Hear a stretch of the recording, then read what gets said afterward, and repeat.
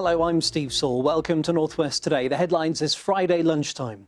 5 people are being treated after being stabbed in Manchester's Arndale Centre. A counter-terrorism operation's underway.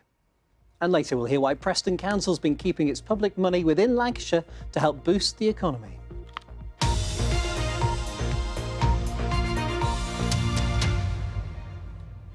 First, our breaking news this lunchtime. 5 people have been stabbed in an attack on an Arndale centre in Manchester city centre. A counter-terrorism operation's now underway. The shopping centre's been evacuated, as have shops on nearby Market Street. Let's go live now to Peter Marshall, who's in Manchester city centre. Peter, bring us up to date with the latest. Well, as you can still see, Steve, there's still intense ambulance and police activity at the Arndale Centre, which remains closed. You might be able to see just arrived in the background there are armed police patrolling the pavement. The rest of the area around the Arndale Centre has been cordoned off. Police were called here shortly after 11:15 this morning to reports of 1, possibly 2 men randomly attacking people in a Starbucks cafe in the main concourse of the Arndale Centre. Now, the North West Ambulance Services has confirmed that 5 people are being treated for injuries. They're thought to be stabbed.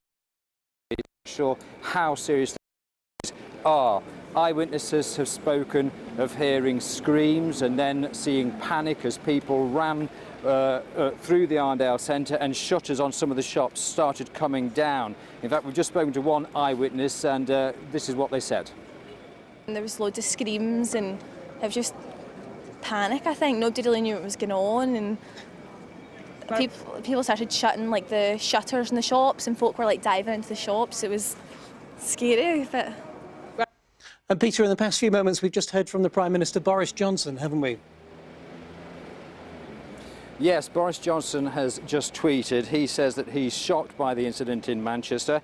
His thoughts are with the injured and those affected, and he gives his thanks to the excellent emergency services who responded. Now, we know that police are saying that counter-terrorism police are leading the investigation on that, but they say we shouldn't read into that this is definitely a terrorism attack, but they are keeping all options open at this moment in time. We also know from Pat Carney from Manchester City Council, he says that there's a meeting with police and the city centre staff now.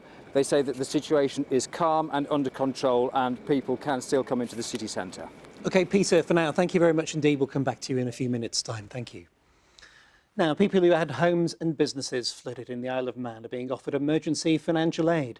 The Manx government's giving £500 to residents of Laxey. At a public meeting last night, the ministers came under fire for failing to stop the village from being flooded again. It was last flooded back in 2015. Well, I think the bubble's burst now, you know. The time's come for things to change, and I think they realise that now. But we're going to keep the pressure on. A 14th person's been arrested in connection with Britain's largest ever drug smuggling gang. The 29-year-old from St Helens due to appear at Manchester Magistrates Court today, charged with conspiracy to supply Class A and Class B drugs. Yesterday, 13 people appeared in court accused of importing drugs worth billions of pounds. And the central section of Liverpool's Churchill Way flyovers will be removed this weekend. The concrete span sits 50 feet above Byrom Street on the southern flyover. Queensway Tunnel will close to Liverpool-bound traffic for the weekend from tonight. Now, it's 7 years since Preston Council decided it was time to take back control of its local economy. Remember the Preston Model pledge? Well, to try, where possible, to spend public money locally. And that's meant the university, the council, the police and others have tried to use local contractors in every part of their supply chain and workforce.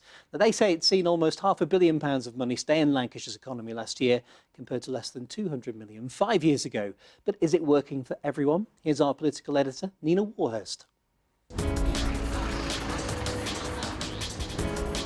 Can one city start a spending revolution? From the ashes of austerity grew a new economic ecosystem. A public sector that told businesses, if you want lucrative contracts to clean our buildings, provide our meals, knock down our car parks, then prove your workers and suppliers are local. We did it as a box ticking exercise, thinking, well, we've got to go along with that. Yeah, we've got to do it. We've got to do this in a bid. And to be honest, it's worked brilliant. It's worked fantastic because we're all a part of the big project in Preston. So you've genuinely learned something from this? Of course we've learned something. We've learned a great lot. Some argue there's a problem. By using a small pool of talent, competition, quality and therefore value will be compromised. We are not a closed shop, so obviously that means if there is a business that can provide a better service, then obviously we will look to further afield than Preston, Lancashire. You know, Preston is one of those places with a really good feel to it at the moment, and you've only got to compare the bus station to a few years ago to see that. And certainly when it comes to key indicators like wage growth, employment, productivity, well, the improvements there have been much better than the national average. The problem is proving that that's all down to Preston Model policy. We don't know why the city is improving. I'm delighted the city is improving, and actually I have nothing, against the Preston Model as a kind of a theory, but we have no evidence to suggest either way. We have no idea if the decisions being made by the Labour-run council are driving this journey or they're just a passenger along the way. Nina Warhurst, BBC North West Today. And you can see more on that story in this weekend's Sunday Politics. That's Sunday from 10 o'clock here on BBC One. Now, St Helens and Salford will keep faith with their 90-man squads that carry them to tomorrow's Super League Grand Final. Departing Saints coach Justin Harbrook will be looking for the perfect send-off before leaving the club. Well, a win for Salford would rank as the competition's greatest upset. I know how much it means to so many people, and I want it for the coaching staff, the playing group, everyone at the club and the whole town. If you look on talent, we're probably not the most talented team in the league, so what we've got to have above everybody else is a work ethic that's higher than everybody else, and that's what we built our group on, and that's what sustained us to get us to where we are now. Coverage of that game on Radio Manchester and Merseyside. Let's get a check on the weather now from Rich Davies. Hello, good afternoon. It is brightening up a little bit as we go through this afternoon. Does look like we'll probably hold on to some dry conditions as well, and in that sunshine we could have temperatures into the mid-teens, so feeling fairly mild, although the wind gusts are picking up a little bit, up to 35 miles per hour through this afternoon. So a blustery feel to the end of this week. A few more showers around as we go into tonight, but it is looking largely dry, some cloud in places, but mostly clear skies, I think, as we head towards tomorrow morning. We've got temperatures down to 8 or 9 degrees Celsius, so a cooler start to things as we go into tomorrow morning. It looks like it's going to be a much drier day, certainly a brighter day. We should see some sunshine through the morning and into the afternoon as well. It's not going to be quite as windy, but it is going to feel just a little bit cooler with temperatures at 14 or 15. Let's get more now on our top story this lunchtime. If you're just joining us, 5 people have been stabbed in Manchester's Arndale Centre. Let's return live now to Peter Marshall, who's in Manchester City Centre. And Peter, we can see the area behind you has been evacuated and a large police presence there.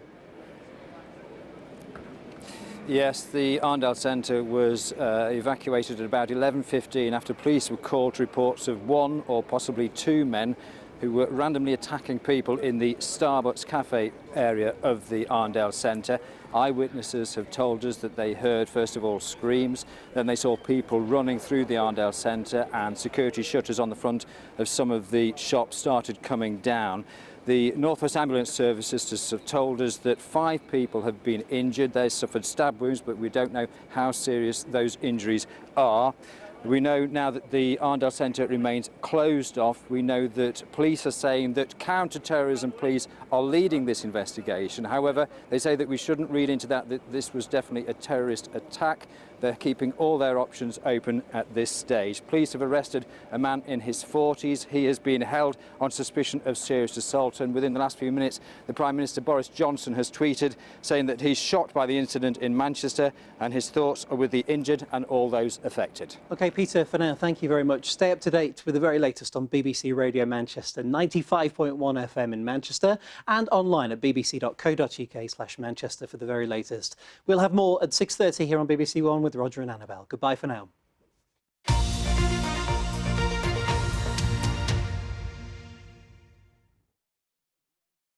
Join us for a brand new game show where